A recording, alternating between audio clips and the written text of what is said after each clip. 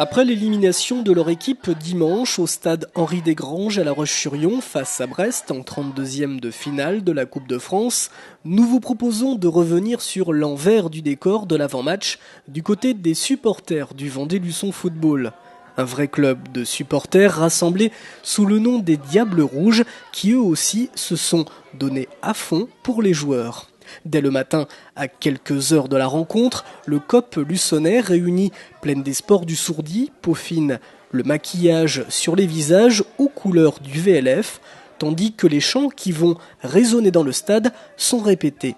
Autour d'un verre et d'un pique-nique, les discussions et les pronostics vont bon train devant des articles de presse qui relatent leur investissement auprès des joueurs de Frédéric Reculot. La pression monte, l'ambiance aussi. Il est 13h45, les Diables Rouges accompagnés de leurs instruments regagnent le parking d'Hyper-U à Luçon pour attendre les 5 quarts qui les conduiront vers ce que tous ici espèrent, une victoire et atteindre les 16e de finale comme l'an passé. On est chaud, on est prêt à partir et puis les quarts arrivent juste au bon moment et ça va se passer très bien. Ils vont gagner ?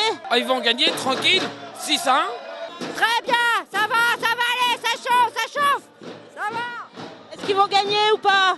Ah, on espère. Les jeunes ne sont pas en reste et eux aussi sont venus soutenir et défendre les couleurs du Vendée Luçon Football avec, curieusement, plus de prudence du côté des pronostics. Je pense que ça va être dur, mais on va s'accrocher pour gagner. Luçon a des chances de gagner ? Oui, 1-0 Je sais pas du tout. On verra bien pendant le match, mais sans mentir, je sais pas. Et Luçon a des chances de gagner ou pas ? On a regardé les pronostics, ils ont une chance sur 5, mais je sais pas si les pronostics sont bons, j'espère.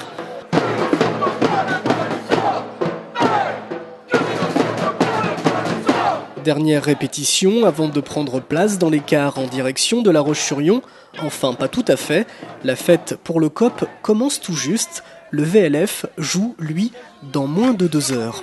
Ouais, comme l'année dernière, on est à fond. C'est encore une Ligue 1, donc super chouette. Et on va gagner. Comment vous le voyez, ce match ? On va gagner. Après, c'est vrai que c'est une Ligue 1, donc c'est difficile, mais je pense qu'on peut le gagner. On peut. Avec le soutien des supporters. Ah ouais, là on est à fond. Comme l'année dernière, comme toute la saison, on est derrière eux, donc pour nous, il n'y a pas de problème. Ils doivent passer. 14h45, les supporters luçonnais se dirigent vers les tribunes du stade Desgranges à La Roche-sur-Yon. La suite, on la connaît. Ouverture du score par sec, puis égalisation des Brestois. Prolongation et tir au but fatal aux joueurs du VLF, malgré l'enthousiasme et les encouragements des Diables Rouges. Oui, ça c'est vrai que là on peut les remercier parce qu'ils ont toujours été présents derrière nous depuis le départ et puis on les voit toujours supporter le Vendée Luçon Football. On a encore donné une bonne image du club, bonne image de Luçon, donc il faut que ça continue.